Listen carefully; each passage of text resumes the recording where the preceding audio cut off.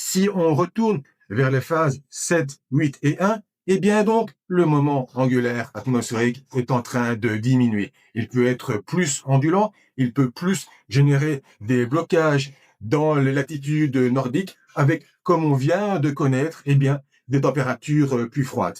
Dernier élément dans ce diagramme, vous avez weak GWO, ce qui signifie que donc l'oscillation du vent global est faible. C'est ce qu'on appelle le cercle de neutralité. Et ce que nous allons voir dans le prochain diagramme est vraiment important. Si le point de la prévision des différents modèles se situe dans ce cercle de neutralité, eh bien, le GWO a une faible influence sur le temps et la météo à l'échelle hémisphérique. La GWO et le moment angulaire atmosphérique se calculent sur base de deux autres oscillations.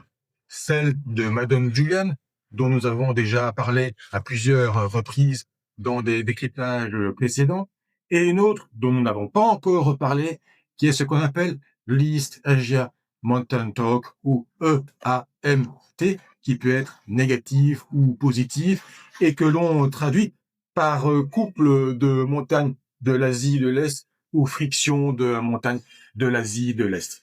Il s'agit en fait d'une friction entre l'anticyclone continental de l'Asie et les hauts plateaux et le massif de l'Himalaya. Et en fonction de la position de l'anticyclone continental, eh bien cette EAMT peut devenir négative ou positive et peut influer sur le développement du courant jet Pacifique, comme nous avons montré plus tôt dans ce décryptage.